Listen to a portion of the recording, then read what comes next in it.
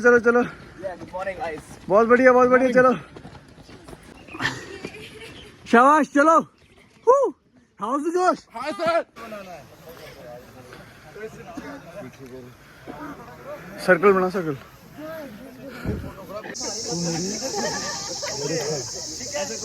एक कदम पीछे हो जाओ क्राउड फॉलो करेंगे आप लोग ठीक है लाउडली बोलना है आप लोगों ने आप भी करेंगे अब हम एक्शन के साथ करेंगे समझ आ गया इनमें हल्की सी इलास्टिसिटी रखी हुई है जो मैन्युफैक्चर की हुई है अगर आप लोग मान लो 10 फीट से आपका फॉल हो जाता है तो आपको थोड़ा सा 1-2 फीट का आपको एक कुशन सा मिलेगा जिससे बॉडी पे जर्क नहीं आता है इस पर्पज से इसको डायनामिक बनाया गया है जहाँ पे डायनामिक फॉल है स्ट्रेट बूम नीचे आ रहे हो तो ये कुशनिंग देता है ठीक स्टैटिक रोप जहाँ पे फॉल फैक्टर कम है बट एक्टिविटीज और ज़्यादा हैवी लोडेड वाला एक्टिविटी करना है तब ये यूज़ करते हैं इसमें इलास्टिसिटी कम रहती है और उसकी मजबूती ज़्यादा होती है उसके मुकाबले क्योंकि ये स्ट्रेच नहीं हो रहा है तो इसकी स्ट्रेंथ ज़्यादा है इस पर इसको इस पर्पज़ से बनाया है ठीक तो इसको हम लोग ज़्यादातर यूज़ कर रहे हैं क्लाइंबिंग पर्पज़ से जहाँ फॉल फैक्टर है ये कहीं अगर रोप को फिक्स करके रखना है या फिर आपको उतरना है ठीक है किसी पहाड़ से उतरना है चाहे रैपलिंग सुना आप लोगों ने यस सर है ना वो इन्हीं रोपों पे ज़्यादा करते हैं क्योंकि वो ऑलरेडी डाउन आ रहा है अगर इसमें भी इलास्टिसिटी होगा तो वो बाउंस होता ही रहेगा तो इसमें इसलिए उसको कम करने के लिए वो इजीली स्मूथली डाउन आते हैं ठीक क्लाइंबिंग पर्पस रैपलिंग पर्पस और ये वाला सेमी जो है दोनों पर्पस पे यूज़ कर सकते हो क्योंकि इसमें दोनों का गुण है लोड तक ये कैरी कर सकता है इसीलिए इसको इतना ज़्यादा इसकी स्ट्रेंथ रखी हुई है अगर किलो लोड कैरी करने की ज़रूरत होती तो 200 kg बहुत था ना 100 किलो से ऊपर तो कोई भी नहीं है क्योंकि 200 किलो अगर उसकी लोड कैरी करने की क्षमता है तो भी वो चल पड़ता बट फॉल फैक्टर है यहाँ पे ज़्यादा इसीलिए डायनामिक रोप को इस प्रकार से बनाया गया है या जो भी ये क्लाइंबिंग इक्विपमेंट्स बनाए गए सारे फॉल फैक्टर को माइंड में रख के ही मैन्युफैक्चर किए हुए हैं साउंड गुड क्लियर हो गया यहाँ तक yes, इसीलिए इसको इतना हाईली इसकी ब्रेकिंग स्ट्रेंथ रखी हुई है ये 100 किलो का आदमी भी एक सर्टन पॉइंट पे फॉल फैक्टर के ऊपर कितना मीटर है वो उसका वो हो सकता है 1000 kg भी हो जाएगा just due to CG central gravitation है ना अपना उसकी वजह से है ना जस्ट क्विक नोट CG कितना होता है सेंटर ऑफ ग्रेविटी 9.8 अमेजिंग बहुत बढ़िया तो मोटा मोटा 10 तक हम लोग काउंट कर लेते हैं 10 तक रखा हुआ है बहुत बढ़िया इतना नॉलेज है बहुत है अभी के लिए अपना ठीक तो ये रोप से रिलेटेड समझ गया आप लोगों को इसकी ब्रेकिंग स्ट्रेंथ कितनी है इसका डायमीटर कितना है इसको फंडामेंटल क्यों बोलते हैं सारा समझ आया तो ये ज़रूरी है इतना नॉलेज होने से अब आप क्या है जब आप एक्टिविटी कर रहे हो आप इस पर ब्लाइंडली ट्रस्ट कर सकते हो ये रिलायबल है भैया कि मैं अगर 100 किलो का हूँ तो ये मुझे आराम से मुझे सेफ्टी दे सकता है ये फेल नहीं होगा इक्विपमेंट ठीक इसलिए ये नॉलेज होना ज़रूरी है सेकेंडली हाँ जी इनकी लाइफ होती है शेल्फ लाइफ 5 ईयर्स 5 ईयर इसकी शेल्फ लाइफ है अगर 5 साल मतलब 5 साल शेल्फ का मेरा मतलब ये है आज आप क्या बोलते हैं इसको कौन सा harness beautiful blue harness seat harness climbing purpose से बना बट सीट हार्नेस है ये एक हार्नेस हो या फिर बैठ के लगा सकते हो दैट्स योर चॉइस है ना सेकेंडली वैसे ही पैर उठाया और लगाया फिर सेम लाइक जैसे आप अपना ट्राउजर पैंट जो भी पहनते हो उसी प्रकार से इसको लगाना है तो मास्टर पॉइंट को पकड़ा हुआ है ये उठाया अभी तक मैंने इसको टाइट नहीं किया है फिर मैं एडजस्ट कर रहा हूँ कुछ लोग पहले ही टाइट करना स्टार्ट कर देते हैं नहीं इसको क्या करना है जो ये मास्टर पॉइंट है ये आपका नेवल लेवल पे आना चाहिए यहाँ तक आ गया तो मतलब ये ओके है इससे ऊपर की ज़रूरत नहीं है उससे अगर नीचे रहेगा तो ये खुलने का चांस रहेगा तो आपका जो यहाँ पे हिप बोन है ना यहाँ पे इसके ऊपर आना चाहिए जो हम बेल्ट लगाते हैं तो ट्राउजर की तरह पहन लिया अब सबसे पहले जो टाइट करना है वो इसका वेस्ट कौन सा वेस्ट बेल्ट इसको टाइट करना है सिंपली ऐसे पीछे की तरफ इसको सिंपली ऐसे पुल करना है ठीक साइड से जोर लगाओ कभी नहीं आएगा ये कोई जोर लगा रहा हो तो बोलता है हो ही नहीं रहा टाइट तो इसको सिंपली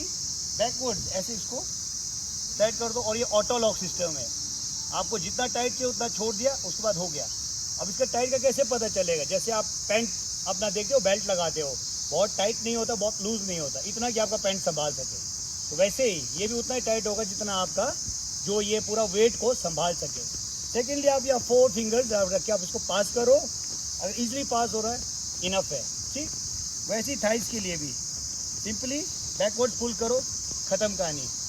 इधर भी ऐसे, मुझे लग रहा है इतना ठीक। यहाँ पर आप 2 फिंगर डाल के चेक कर सकते हो, इजीली मूव हो रहा है, मीन्स इनफ है। इससे ज़्यादा टाइट करोगे तो क्या होगा, एक्टिविटी कर रहे हो, आपके मसल्स पंप अप हो जाएंगे, तो ये क्या करेगा, उसको मसल्स को पकड़ के रखेगा, तो इससे आपको पेन होना स्टार्ट हो। इसलिए थोड़ा सा खुला रखना, गैप रखना ज़रूरी है, ताकि अगर आपके मसल्स आपका क्या हो रहा है, पंप अप हो जा रहे हैं, तो भी ये आपको उतना स्पेस रहना ज़रूरी है। तो इसकी अपनी भी एक ब्रेकिंग स्ट्रेंथ है, उसमें मेंशन रहता है। अगर आप इस पर देखोगे तो ये लिखा हुआ है कि अगर इसको इस तरह लोड पड़ रहा है तो 25 किलो न्यूटन का इस पर लोड फैक्टर को ये कैरी कर सकता है।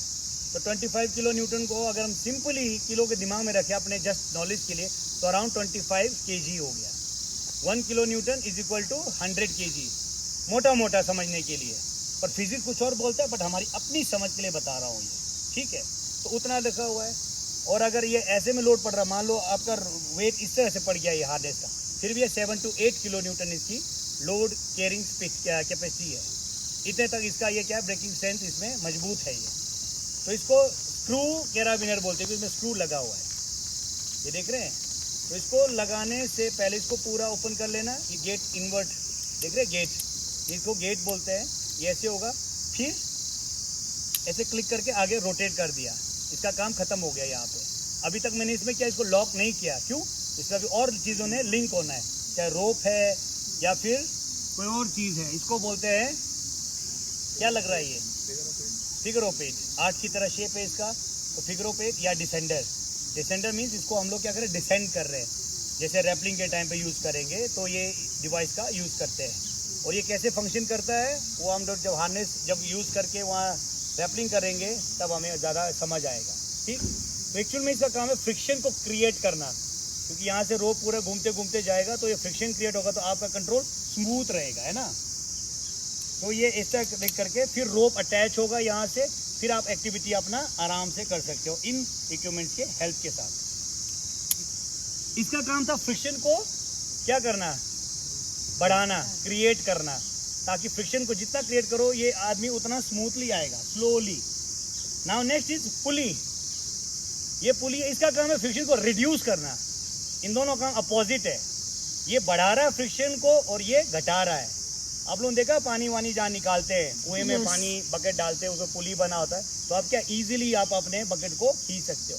तो वैसे ही यहाँ पे अगर मुझे 100 kg के पर्सन को इजीली अप डाउन कराना है, तो मेरे बाजू में इतना ताकत नहीं है कि मैं 100 किलो को उठा दूँ, but because of this device या इक्विपमेंट मैं पर्सन को इजीली कैरी कर सकता, क्योंकि यहाँ मेरा वो फ्रिक्शन को रिड्यूस कर रहा है, मुझे हेल्प कर रहा है वो, है ना।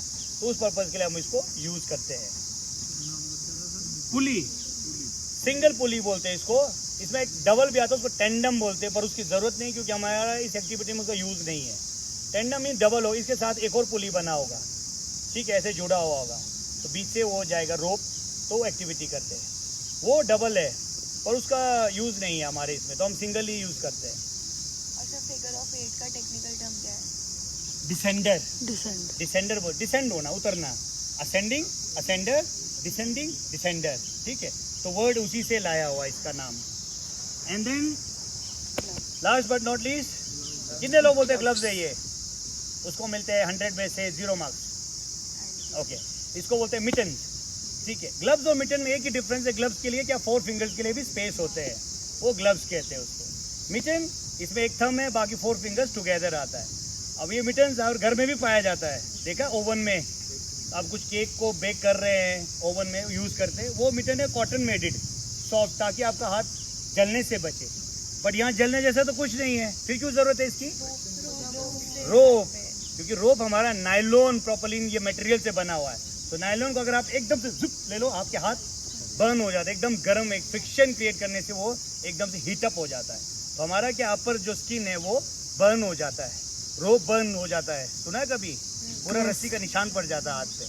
तो उससे बचने के लिए, उसके प्रिवेंशन के लिए हम लोग फिर ये मिटन यूज़ करते हैं, ठीक है। तो इसके अंदर देखोगे आप थोड़ा सा इसका हार्ड कोटेड है, ठीक है, लेदर मेडेड, एंड देन बाकी कॉटन का।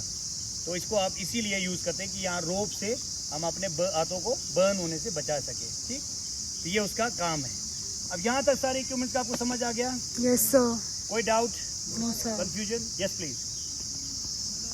कोई बात नहीं है। 6 दिन भूल जाओ ये कपड़े शपड़े भूल जाएगा ड्राई में जाके सेमी सर्कल कोई बात नहीं सर्कल ही बोला था सर्कल वाला पूरा बनाने को तो 6 दिन तो आप लोग सबसे पहले ये भूल जाओ कपड़े गंदे हो जाएंगे ये हो जाएगा वो हो जाएगा भूल जाएंगे वेरी इंपॉर्टेंट फटाफट कर लेंगे ताकि मेरे देखे नहीं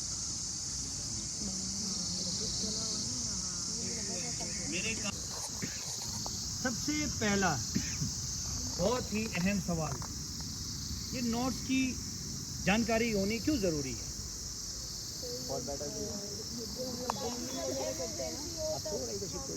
कभी भी कहीं पे कपड़े सुखाने के लिए रस्सी बांधना कपड़े सुखाने के लिए मारना मम्मी से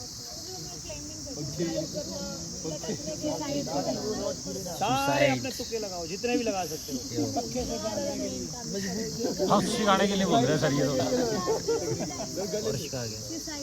बार बारिश लगी हो तो कपड़े सुखाने के लिए काम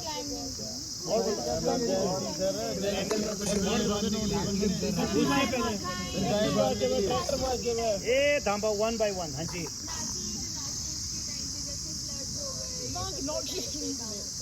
वो सब नोट लगा के बच जाएंगे बाढ़ आ रही है दोस्तों नोट लगाओ रेस्क्यू के लिए बोल रहे हैं बारिश आ रही है वो नोट लगाओ एनीवे गुड गेट और बताइए कपड़े टांगने गड्डी वास्ते पिकअप का डाल ले उससे पहले भी सोचो मेरा एक सवाल था पिकअप का डालने नहीं लगाया है मेरा एक सवाल था बहुत ही सिंपल सवाल था कि हमें नोट सीखने की जानकारी क्यों है या नोट सीखने की क्या जरूरत है क्यों सीखना है टेंट बांधने के लिए दो चीजों को कनेक्ट करने मैं फिर से सवाल पूछ रहा हूँ ध्यान से सुनो हमें नोट कैसे बांधते हैं इसकी नॉलेज होनी क्यों जरूरी है फिर से पूछ रहा हूँ मेरी हिंदी गलत है या आप लोग अंडरस्टैंडिंग गलत है मेरी हिंदी डिफरेंट है थोड़ा ठीक है ये पहाड़ी हिंदी है इसलिए थोड़ा डिफरेंट है मैंने सब पहाड़ी हो रही है तो why we should learn about knots हर जगह पहाड़ों पर जाना जी सर्वाइवल के लिए सर ये भाई बोला कुछ भाई ठोको ताली भाई के लिए बोल्डर में बांधना है तो वो नेचुरल एंकर आएगा तो अभी हम लोग यहाँ सिर्फ आर्टिफिशियल एंकर में जो यूज होता है वो नॉट हमने आपको बताया इसको आपने क्या करना है ऐसा एक छोटा सा आपने इसका लूप बना देना है अब ये पतला वाला रोप इसके यहाँ से इस लूप के यहाँ से पास होगा अंदर से ऐसे अंदर से जाएगा और अपना थंब रखना है इसके ऊपर ऐसे बाहर निकाल देना है ऐसे और इन दोनों को खींच देना है खींचने के बाद यहाँ भी सेफ्टी नोट लगेगा सेफ्टी नोट तो मालूम है आपको राउंड लेके दिखाना है जैसे गाइडमैन ने किया वही चीज ये समझ गए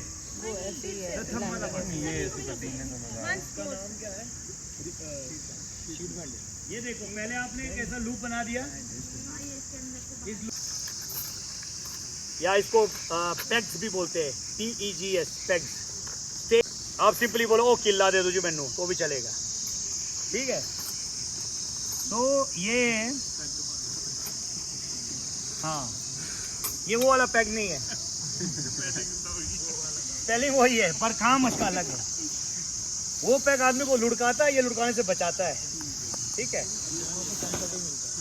और ये इसका आउटर फ्लाई रूफ छत तो इसका आपने सबसे पहले देखना है कि डोर किधर है दरवाजा तो अभी आप देख रहे हो इसका वन जरूरत नहीं है सेकेंडली जब भी आप ये टेंट पिच कर रहे हो तो आपने कोशिश करना है कि ये टेंट का जिप बंद हो जब आप टेंट को पिच कर रहे हो लगा रहे हो क्यों कर रहा हूं मैं ये कोई बता सकता है ताकि कोई डस्ट इंडेक्स कुछ भी अंदर नहीं जाए सोचो सोचो क्यों जरूरी है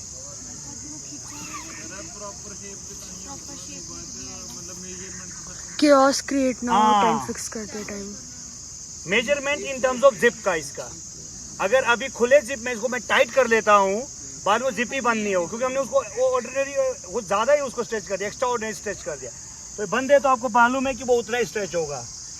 फिर से इसको आपने गाड़ दिया, ऐसे चारों कॉर्नर इसको पास कर दिया और ये स्ट्रेच कर देना, ठीक है। अगर आप इसको स्ट्रेच नहीं करोगे तो ये अंदर क्या इसके रिंकल्स आ जाएगा, तो प्रॉपर स्पेस नहीं मिलेगा। 4 लोगों की जगह तो 3 ही लोगों का जगह बनेगा। तो चारों कॉर्नर्स को आपने ऐसे अच्छे से स्ट्रेच कर दिया,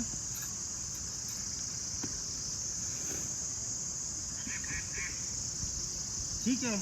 ये आपका मेन जो आपका बेस आपका सेट हो गया। अब इसके बाद पोल्स की बारी आ गई, 2 साइड के और एक सेंटर का है, रिच पोल भी बोलते हैं उसको। इसमें एक मजेदार चीज है, कुछ पोल में देख रहे हैं आप, इसमें कॉर्ड है, जैसे ब्लाइंड मैन वो का वॉकिंग स्टिक होता है ना, वैसा जुड़ा हुआ है, देखो। तब तो आपका आसानी से जुड़ गया, तो हमारा काम आसान हो गया। कुछ पोल्स का टूटा हुआ, जैसे इसका सेंटर का टूटा हुआ है, तो उसमें क्या करना आपने, उसको जोड़ देना है। तो जोड़ने के लिए आपने सबसे पहले देखना कि इसमें 2 ऐसे छोटे छोटे होल्स बने हैं, ये इसके सबसे साइड में रहेंगे, ये सेंटर में नहीं आएगा, बीच सबसे एंड में रखना है इसको, ये इसके पहचान है, ठीक है, याद रखना। और उसके बाद फिर आपने उसको ज्वाइन करते जाना है, ऐसे ज्वाइन कर दिया, और फिर जो लास्ट होल वाला वो आखिरी में आ गया, देख रहे हैं। इससे आपको इजीली पता लग जाएगा, क्योंकि आपने 2 ऑलरेडी स्टिक आर्क और बाकी 2 और ज्वाइन कर रहा है। अब यही चीज़ अगर आपके साइड पोलों में भी हो जाता है गड़बड़, मान लो ये टूटा हुआ है रोप, ये बीच में इसका इलास्टिक नहीं है, तो आपने क्या करना है, पॉइंटेड वाला पहले ले लेना है। पॉइंटेड वाला ले लिया, मान लो ये अलग अलग है, फिर इसके 3 पोल ले लिया, पॉइंटेड वाला सबसे पहले, फिर उसके बाद उसको सेकंड पोल से जोड़ देना है और थर्ड वाले से, ऐसे। तो इनका आप देखोगे तो जो इसका हाइट है वो एक जैसा है, इस वाले का इससे अलग होगा, यहाँ पर लगा देना। और फिर ये जो पोल है, रिच पोल, ये जाएगा आप इस ब्लैक लूप के अंदर से, ऐसे ऐसे ऐसे ऐसे और एंड में, ठीक है। ये सब करने के बाद अब ये जो आपने यहाँ पे जो पॉइंटेड हिस्सा ऊपर रखा था वो यहाँ काम आएगा, तो इस होल में उसको पास कर देना ऐसे, और ये करने के बाद उसको ऐसे खड़े कर दो। ये कहानी खत्म होगी इसकी साइड पोल्स का और रिच पोल का। ओके। इस दौरान जब भी आप पोल लगा रहे हो तो कभी भी टेंट के ऊपर स्टेप नहीं करना आप लोगों ने, ठीक है। शूज रखोगे, अंदर कोई पॉइंटी चीज़ है तो वो पोक कर देगा, तो वो आपका इक्विपमेंट डैमेज हो जाएगा। तो पैर रखे नहीं, कभी साइड से उसको ले लेना। अब यहाँ पे इसके देखोगे तो चारों साइड में क्या है, इसको स्ट्रिंग है, एक एक स्ट्रिंग लगी हुई, और ये यहाँ पे ऐसे आगे की तरफ ये लगा दिया, ठीक है। इसी बार डेमो के लिए बता रहा हूँ आपको, इस प्रकार से आपने लगा देना है, बहुत ज़्यादा हैमरिंग की ज़रूरत नहीं है, ठीक। तो ये आपका क्या हो गया, एक तरह से टेंट मेन बॉडी आपका इसका कंप्लीट हो गया। बीच की इसकी उतनी ज़्यादा ज़रूरत नहीं अगर विंड स्ट्रॉन्ग नहीं है तो, क्योंकि हमने सिर्फ एक ही नाइट स्पेंड करना है ना, ज़्यादा दिनों के लिए फिर आप कर सकते हो। और फिर आता है इसका आउटर फ्लाई या रूफ।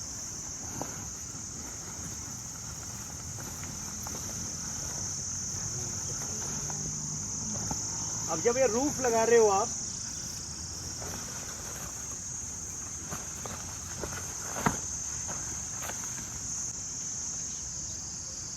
ठीक है, और सेम चीज फिर से आपने क्या किया, चारों कॉर्नर्स में पैक लगा दिए। ये बारिश हो रही है तो आप इसको लगा सकते हो, नहीं तो इसको यहीं पे आप राउंड करके छोड़ सकते हो। सेम चीज इधर भी एक पैक लगा के लगा दो, लॉक कर दो, ठीक है। और ये कॉर्नर भी, समझ गए? Yes sir. तो ये आपका पूरे टेंट लगाने का प्रोसीजर। जब भी आप आउटर फ्लाई लगा रहे हो, एक चीज ध्यान रखना, मेन बॉडी और आउटर फ्लाई के बीच में एटलीस्ट हाफ फीट या मोर देन फीट इतना गैप होना जरूरी है। अगर ये टच होगा, बारिश होगा तो पानी सारा अंदर ड्रिप करेगा, तो उस बीच वो गैप होना जरूरी है, ताकि अगर बारिश भी हो जाए तो पानी स्लाइड होके बाहर की तरफ चला जाएगा, ठीक जाते हैं इसके अंदर। और सोने के लिए कंफर्टेबल नहीं होगा, सोने के लिए 3 to 4 people they can sleep easily, क्योंकि 4 मैन टेंट है ये, ठीक है। और अगर और भी सर्वाइवल कंडीशंस है तो कमी है तो 5 भी आप इस लूप के अंदर रख देना है। सेम पकड़ना, सेम इसको भी वैसे ही उधर डाल दो जी, ब्लैक, ठीक। ये डालने के बाद इस पे क्लिप बने हुए हैं, इनको इनमें अटैच कर दो, ठीक है, ऐसे, और इसको बंद रखो।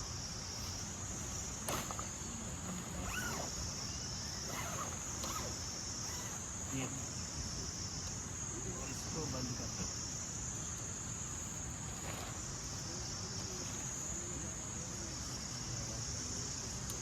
ऊपर आने में, ऊपर आने में।